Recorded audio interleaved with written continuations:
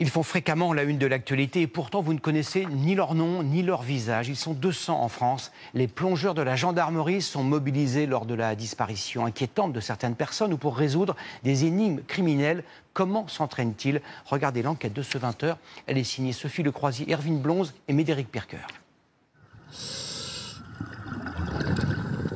L'eau est à 12 degrés. La visibilité réduite. L'équipe de plongeurs enquêteurs avance pourtant avec détermination vers une voiture.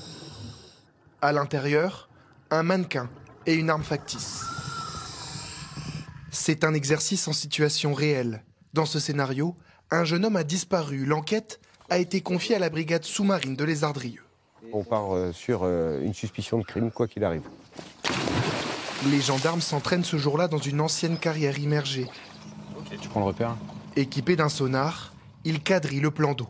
C'est assez rare qu'on sache pas ce qu'on cherche en général.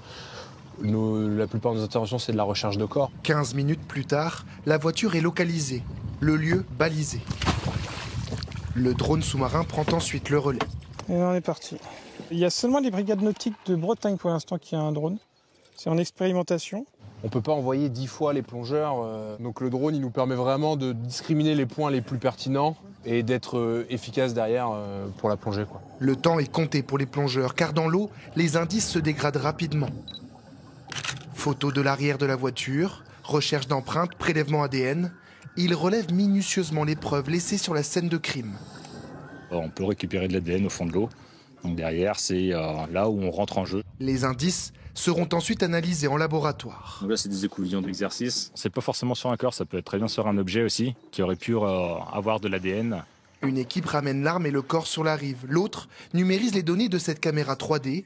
Elle modélise la scène de crime sur ordinateur. Et au besoin, en fonction de l'emplacement des traces, des indices, des éléments qui nous intéressent, on ajoute des balises interactives. C'est assez complet et c'est très apprécié des enquêteurs et des magistrats. Ils comprennent vraiment comment se trouvait la scène au fond de l'eau depuis qu'on réalise ces reconstitutions 3D. Ces experts interviennent jusqu'à 35 mètres de profondeur. En novembre dernier, ils participent aux recherches lors de la disparition de Morgane, une collégienne des Côtes-d'Armor. Les plongeurs ont fouillé chaque rivière, lac ou cours d'eau près du domicile de l'adolescente, qui a été retrouvée saine et sauve 2 semaines plus tard. On a fouillé tout ce qui était autour de son domicile et de ses lieux de vie.